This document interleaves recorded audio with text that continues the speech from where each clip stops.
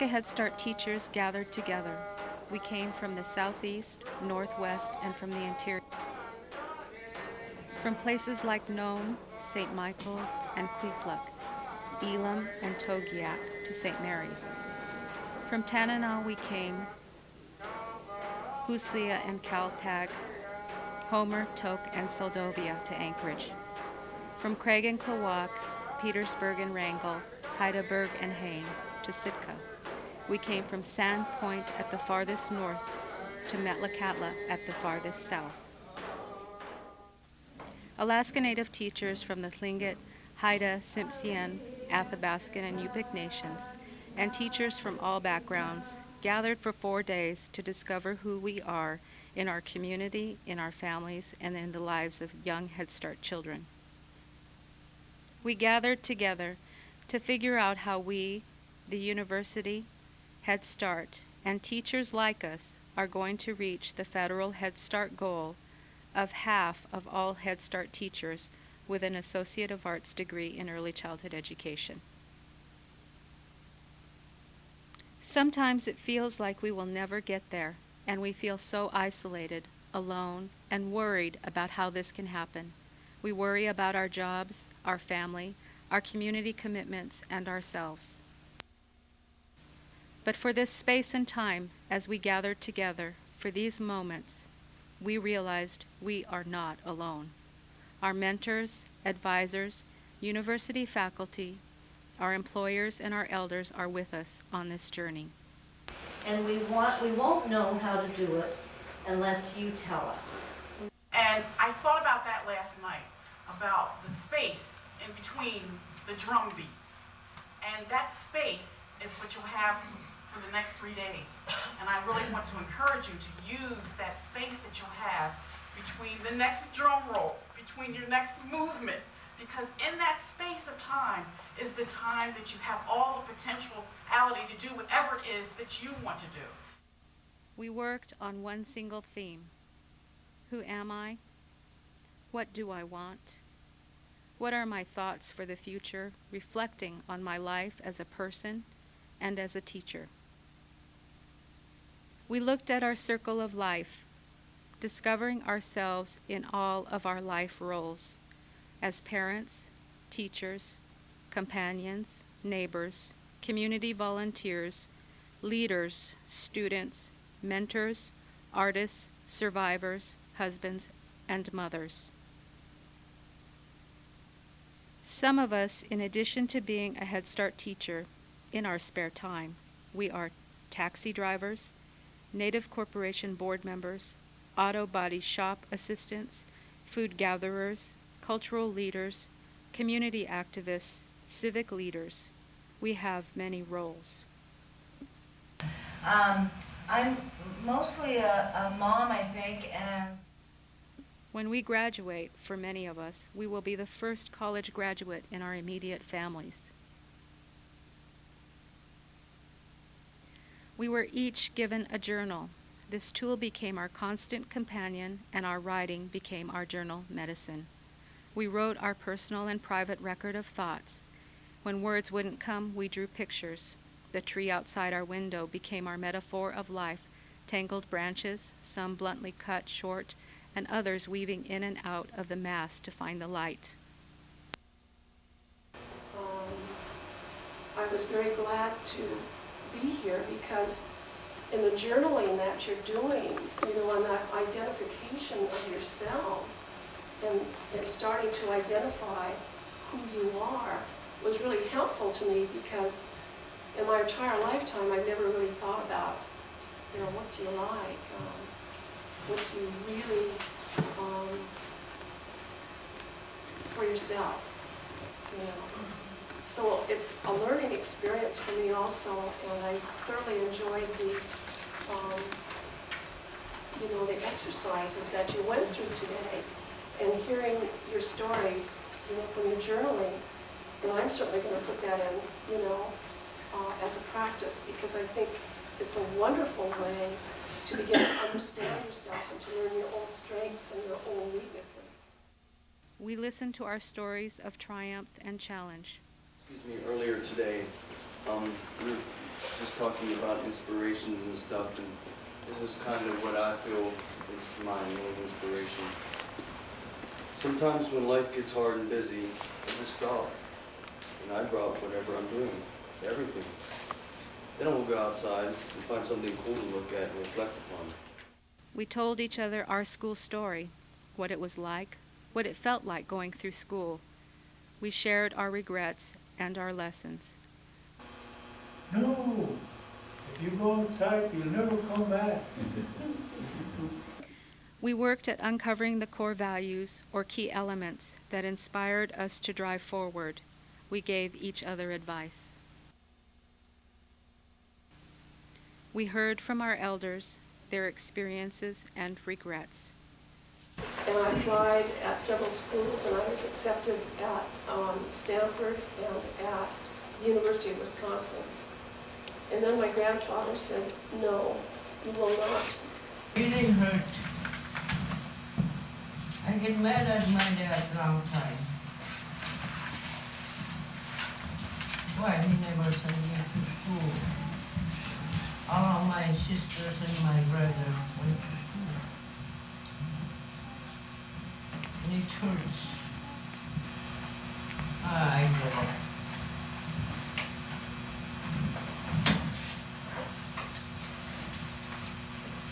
But sometimes I tell my grandchildren and granddaughters try to make it all the way to school. But when you go to school, somebody got to fill the papers for me. You want to be that way like me?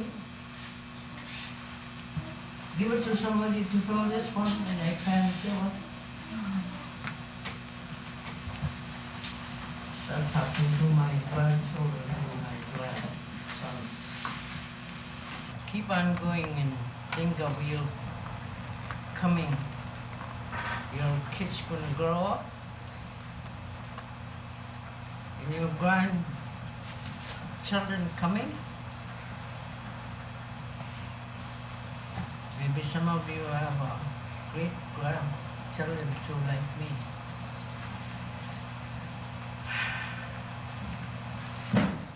I want you to keep on going, not give up. I learned from old people. My grandpas, my grandmas, other grandmas, when they are living already. I learn from them. Talk to me. All you young people, you young men, young women, it's good you're taking it all in and you're learning all this. You are the very luckiest people. I see most of them are women here. See, men should be here too as well, in my opinion. After I graduated from the 8th grade. Did you want to go to high school? I looked at him kind of funny. I said, there is no high school here. Well, he said, they're going outside. Do you want to take me along to go to school outside, Cooper through high school? I said, sure, yeah. He said, you go and ask your parents for their consent. So I went home, I talked to my parents. And they said no. You know, I cried, I begged. Wanted to go to school, but my parents, they didn't want me to go. So I had to do it the hard way, without an education. All I got was 8th grade education. But my parents said no. You know, if I had gone, I wouldn't be here today. You wouldn't see me here today. I'd make a one-eyed president. It's up to you. If I had gone, you wouldn't have seen me. I wouldn't have been down there, I wouldn't have been up there. Yeah. It's a drive in you. If you believe in yourself, you can do anything at all in this world. You know, getting an education is a must today, in our day and age, this day and age. We need to keep up with technology. We need to teach our children to go to school, get college education, get degrees. We need degrees. We need doctors. We need teachers. We need nurses. We could do it. Nobody can say we can't do it. We can do it if you believe in yourself. We all can do it. As an elder, from elder perspective, when I see drop out in school,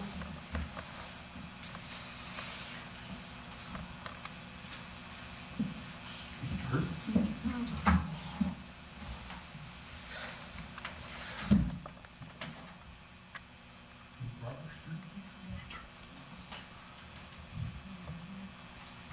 You know, education is a must. Each one of you mothers teach your children to go to school. Even when I was cooking at the school board came up with a list of things that I didn't do, and one of the members came to me where I was working and said, they gave me this list and here, said, here's everything that you did wrong. I looked at them, but I didn't do any of them. I got kind of hurt by it and tired of it, and then I told my son, I was still married to my husband, I said, you know what I'm going to do? I'm going to go get me a certificate, and when I do, nobody can't fire me or tell me that I've done wrong and everything. We talked about communicating what I feel, think, and want. I got kind of frustrated, so I hung up after I. Why didn't I get my AA yesterday already? But I hadn't taken the right credits, but I am right now, and I'm proud of that. I'm very close to my AA. And through these courses, through these walks that I've gone through it. You know, I've got down, but I looked around, I looked for help, I looked for advice.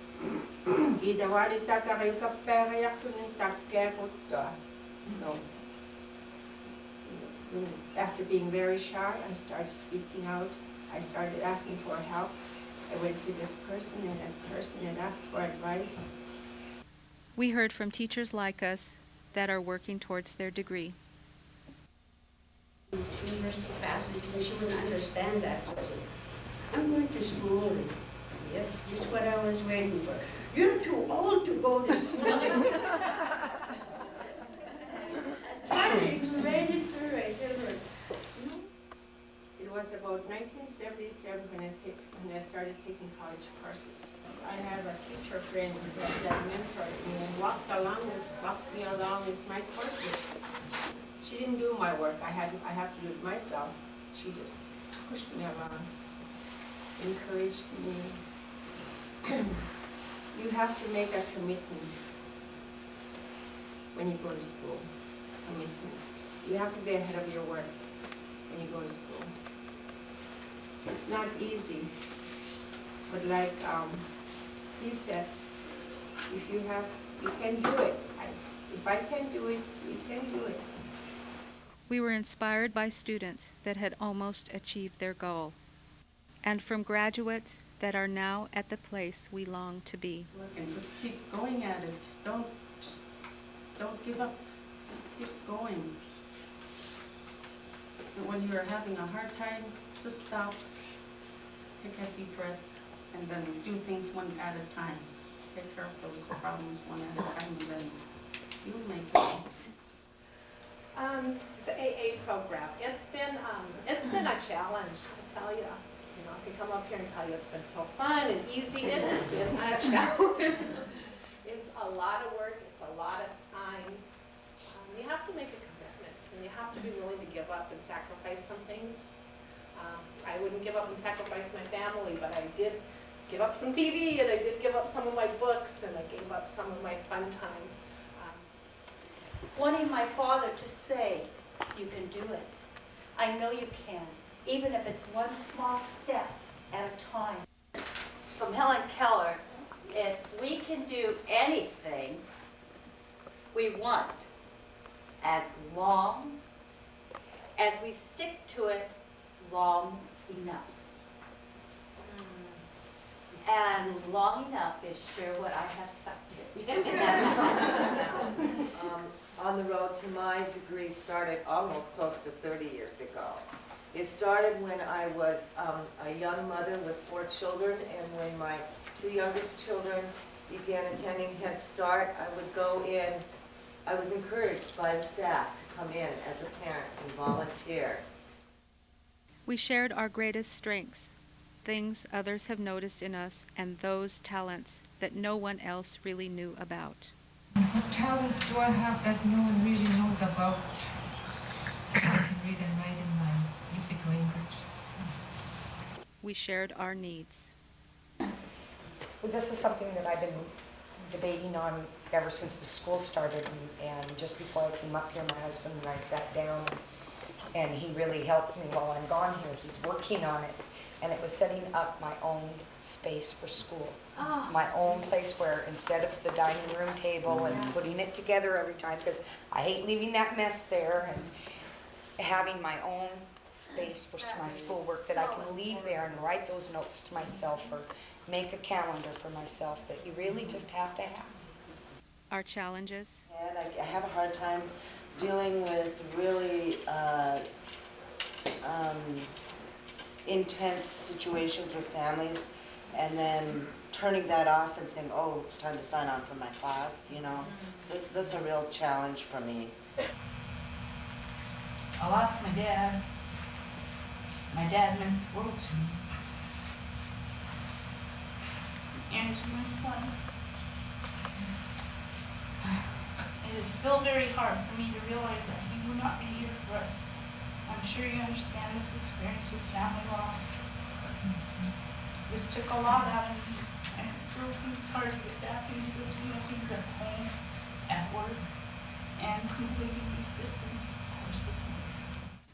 Although we shed some tears, we had time to appreciate the humor in it all. We contemplated the question, am I getting the results I need to feel successful, and why not? I started learning to ask for help. It's hard for me to ask for help too. We thought, wrote, and talked about the things we really should do, but have put off, those decisions to make, the changes to piece together.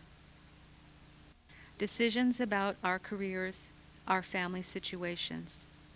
And sometimes when you're on that edge of the cliff, your foot's dangling, you're blindfolded, and you hear the little voice say, okay, is it 90 feet or is it maybe a foot? You know? So that's always, when I think about challenge, I think maybe that's the good question to start with. How far a drop is it really? We were courageous in answering ourselves those questions we feared the most. I told them they're taking me out of my comfort zone. I went to college years ago and I found out I didn't want to. We discovered its personal values that guide us through challenging times. We examined our own special principles, those main beliefs that keep us on track.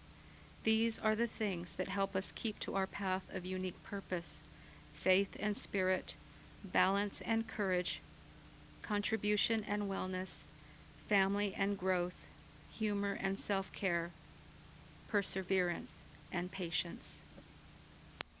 I have older children in school that are suffering, and I thought it would be good for them to see my grades, to see if that would help them. Going to school is hard, even more so when there is work to be done at home, at Head Start, and in the community. We learned about time management principles, identifying our core inner focus, setting realistic goals, planning, and prioritizing. Most of us are caretakers, and in doing so, we learned about the importance of self-care, taking care of ourselves emotionally, physically, mentally, and spiritually. We were surrounded by our support systems, our mentors, our teachers, tutors, and our advisors, and we made our education plans. You know, so if you work together as students, with your advisors, your mentors, and staff, you know, nothing's impossible. If you can accomplish what you set yourself out to do. At the beginning, many of us didn't really know what this all was about, and some of us didn't know about applying for admittance into our degree program, or what an advisor is, and why we should use one. And in the end, we learned a lot. Mostly, we knew that there are partners that we could trust to help us reach our goals. We wrote letters to our family. Dear family, let me rest, listen, let me cry, have patience, lift me up. Don't be afraid of my success. Let me know you're proud of me. Remember, this is for all of us. Give me time and space. Don't let me quit. Believe in me. We wrote letters to our supervisors and our employers. Dear supervisors, recognize and support my extra efforts. Remind me regularly about deadlines because I have a lot on my mind. Understand I can't give 100% while I'm taking classes. Understand that we learn differently. Reward my class accomplishments.